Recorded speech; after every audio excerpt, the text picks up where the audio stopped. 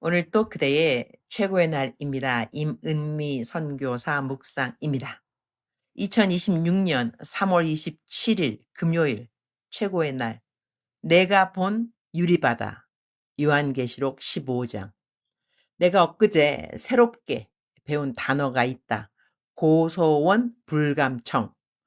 이 글을 받고 무슨 뜻인지 몰라서 보낸 사람에게 물어보았다. 그랬더니 답이 왔다.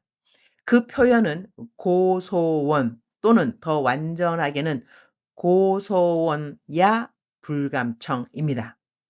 뜻은 진실로 내가 바라던 바이나 감히 청하지는 못한다. 즉, 몹시 원했지만 차마 먼저 부탁하지는 못했다는 매우 공손한 표현입니다.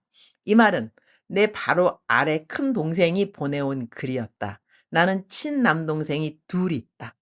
큰 남동생은 워싱턴 DC 근처에서 변호사 일을 한 지 꽤 오래된다. 내가 미국에서 버는 수입이 없어 나중에 나라에서 주는 연금을 못 받으니 나의 노후 대책을 도대체 어떻게 할 거냐는 염려에 별다른 답을 주지 않는 누나가 좀 답답해 보였던지 하하하 어느 날 나에게 케냐에서 NGO 일을 할 수 있도록 NGO를 만들어 주었다. 나는 정말 생각도 못했던 일이었다. 아마 동생이 변호사이기에 할 수 있었던 일이었던 것 같다. 내가 그 수고비를 주어야 할 것 같은데 누나라고 선교 헌금 하는 것이라며 웃으면서 아무런 수고비를 받지 않았다. 그 일은 지금도 감사한 마음이다. 그런데 내 동생도 나도 비슷한 점 중 하나는 부탁을 잘 못한다는 것이다. 남에게 폐가 된다고 생각하는 일에 아주 민감하다. 그래서 우리는 형제라도 부탁 같은 것을 잘 안 한다. 각자 알아서 잘 산다. 흐흐흐. 남의 부탁은 둘 다 그런 대로 잘 들어주는 편인 것 같다. 이러한 내 남동생이 한국에서 무언가 알아볼 일이 생긴 것이다. 그래서 나에게 이야기를 꺼냈는데 나는 만사를 제쳐두고 그 일을 알아봐 주었다. 이것도 알아봐 줄까? 저것도 알아봐 줄까? 등등 계속 카톡을 했더니 동생이 보내준 단어가 바로 고소원 불감청이었다. 흐흐흐. 내가 뜻을 물어보니 잘 풀어서 설명해 주었다. 그래서 그 답에 내가 어떤 답글을 보냈을까? 고소원이나 불감청에 대한 답글. 잠언 17장 17절. 친구는 사랑이 끊이지 아니하고 형제는 위급한 때를 위하여 낳느니라. 하하하. 답글을 보내면서 아주 뿌듯했다. 친누나이지만 항상 하나님 일하는데 바쁘다고 내 친동생들을 잘 살피거나 배려하는 일을 하지 못한다. 그리고 사실 내 동생이 나에게 무엇을 부탁하거나 딱히 필요한 것이 있는 것도 아니다. 그런데 이렇게 나에게 무엇을 부탁했다는 것이 참 반갑고 기뻤다고나 할까? 그야말로 섬길 수 있어 기쁩니다. 이런 답을 해 주고 싶은 마음이었다. 서로 돕고 사는 것은 아름다운 일이다. 그런데 도와달라고 말할 편한 사람들이 우리 곁에 항상 있을까? 도움을 청하는 것이 왜 그렇게 힘이 드는 것일까? 나는 도움을 청하는 일을 참 불편해한다. 웬만하면 내가 다 한다. 부탁하기 어려워하니 가능한 나는 값을 지불하는 편을 선호한다. 나를 위해 일을 해주면 나는 얼른 지불해야 하는 대가를 생각하는 편이다. 내가 거저 무엇을 해주는 것은 괜찮다. 그러나 나를 위해 무엇을 해주는데 거저는 내가 불편하다.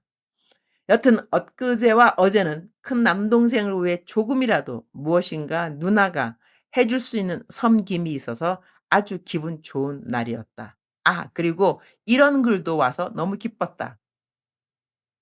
10대부터 신앙 생활을 했지만 피상적이고 관념적이었습니다.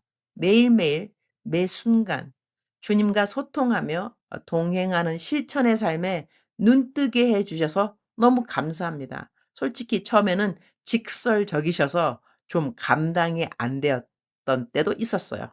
그리고 '과연 믿음이면 다 되나?' 물음표를 가졌었는데 매일 묵상을 필사하면서 말씀을 마음에 새기고 대적 기도와 감사 기도를 하면서 변하기 시작했어요. 선교사님의 묵상은 관념적인 머릿속 어딘가의 이야기가 아니라 삶을 통해 복음을 전해 주셔서 너무나 정말 감사합니다. 여기까지가 그분의 글이었고요.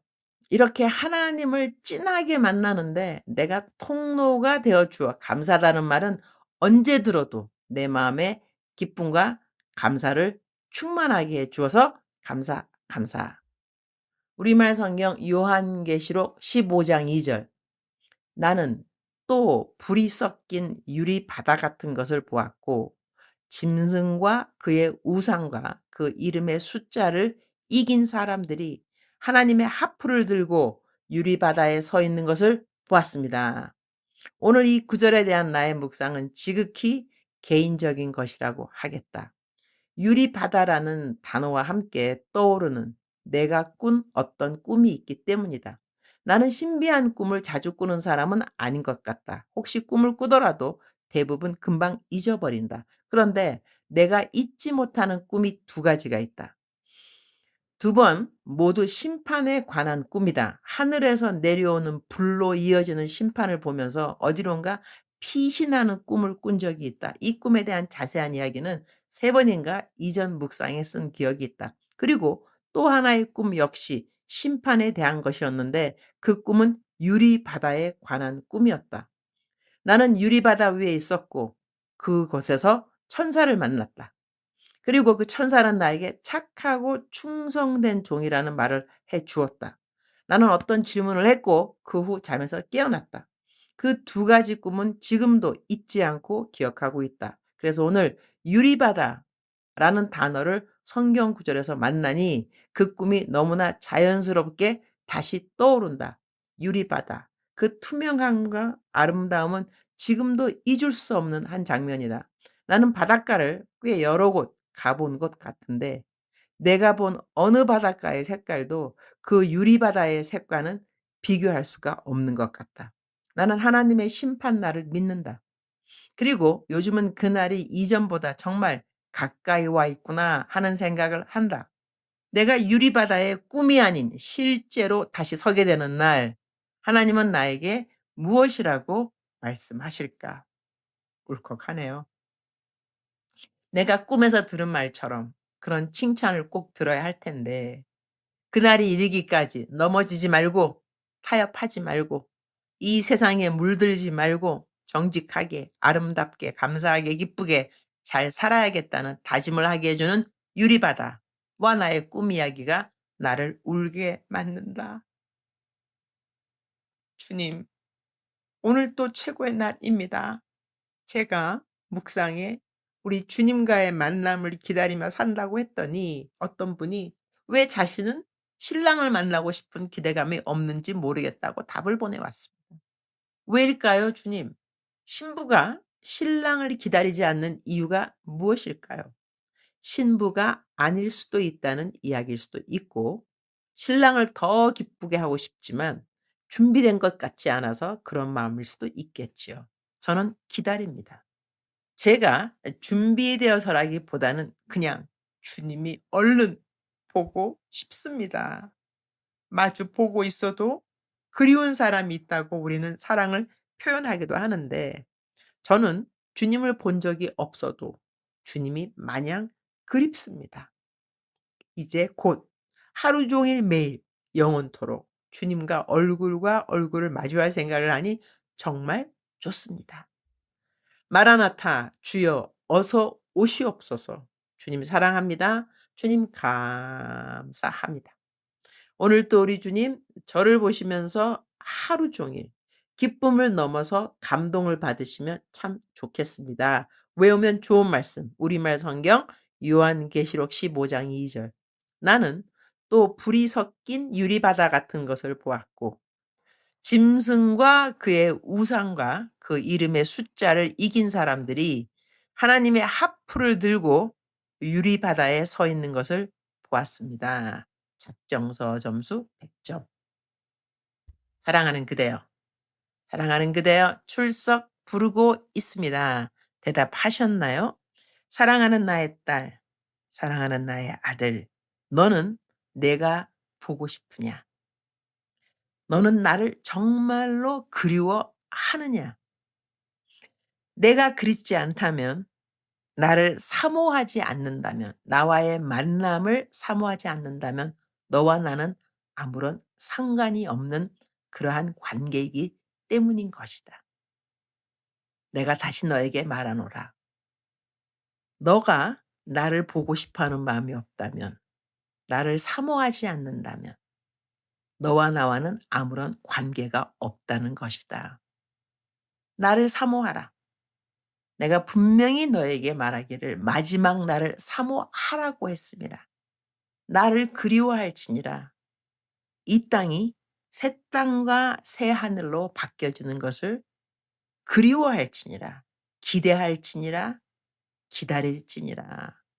사랑하는 그대여, 하나님과 그대의 관계는 그리움에 있다고 해도 과언은 아니라고 생각합니다. 사랑하는 사람이 보고 싶지 않은 사람은 없으니까요. 그대는 하나님이 보고 싶지 않습니까? 만나고 싶지 않습니까?